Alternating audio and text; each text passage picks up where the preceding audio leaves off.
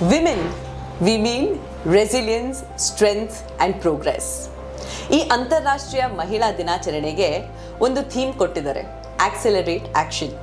ಇದರಲ್ಲಿ we talking about all women achievers who will break barriers and bring about a change. TVS credit ಹಾಗೂ radio city 91.1 ಇದರ ಹೆಸರೇ ನಮ್ಮೂರ ಮಹಿಳೆ.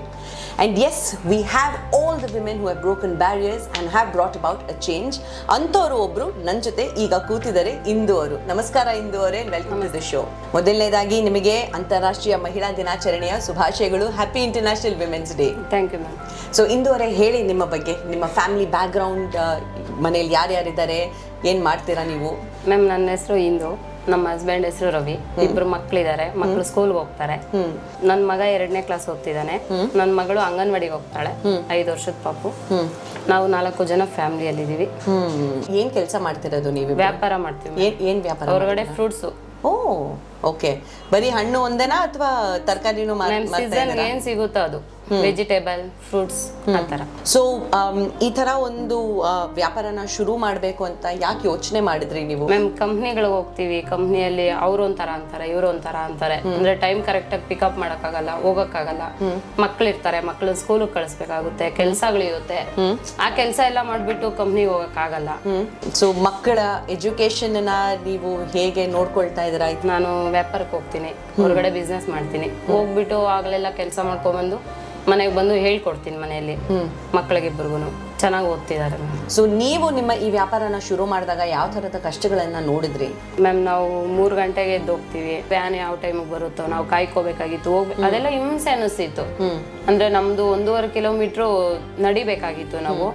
ಇನ್ನು ಅಲ್ಲಿಂದ ಅಲ್ಲಿಗೆ ನಡಿಬೇಕಂದ್ರೆ ಬೇರೆಯವ್ರ ಗಾಡಿ ಎಲ್ಲ ಡ್ರಾಪ್ ಆಗ್ಬೇಕಾಗಿತ್ತು. ಹೆಣ್ಮಕ್ಳು ಕಿರುಕುಳ ಕೊಡೋರು, ಅದೆಲ್ಲ ಒಂದ್ ಸ್ವಲ್ಪ ಬೇಜಾರಾಗ್ತಾ ಇತ್ತು. ವೆಯ್ಟ್ ಮಾಡಿ ಇಸ್ಕೊಂಬರ್ತೀವಿ, ಅದನ್ನ ತಗೊಂಬಂದ್ ಮಾರ್ತೀವಿ. ಸೊ ಇಂದುವರೆ, ಇವಾಗ ನೀವು ತರಕಾರಿ ಮಾರಬೇಕು ಅಂತ ಡಿಸೈಡ್ ಮಾಡಿದ್ರಿ, ತುಂಬಾ ಖುಷಿ ಆಗ್ತಾ ಇದೆ, ನಿಮ್ದೇ ಆದಂತ ಒಂದು ಗಾಡಿ ತಗೊಂಡ್ರಿ ಅಂತ. ಸೊ ಈಗ ಈ ಗಾಡಿ ನಿಮಗೆ ಸಿಕ್ಕಿದ್ದು TVS ಕ್ರೆಡಿಟ್ ಅವ್ರ ಕಡೆಯಿಂದ. ಯಾಕೆ ಈ ಗಾಡಿ ತಗೊಳ್ಬೇಕು ಅಂತ ಡಿಸೈಡ್ ಮಾಡಿದ್ರಿ? ಬೆಳಗ್ಗೆ 3 ಗಂಟೆ ಅಷ್ಟೊತ್ತಿಗೆ ನಾವು ವ್ಯಾಪಾರಕ್ಕೆ ಅಂತ ಅಂದ್ಬಿಟ್ಟು ಮೆಟೀರಿಯಲ್ ತರೋದಕ್ಕೆ ಹೋಗ್ಬೇಕಾಗಿತ್ತಲ್ವಾ, ಅದಕ್ಕೋಸ್ಕರ. ಅಂದ್ರೆ ನಮ್ದೇ ಒಂದು ಸ್ವಂತ ವೆಹಿಕಲ್ ಇದ್ರೆ ನಾವ್ ಯಾವ ಟೈಮಲ್ಲಿ ಬೇಕಾದ್ರೂ ಹೋಗಿ ತಗೋಬರ್ಬೋದು.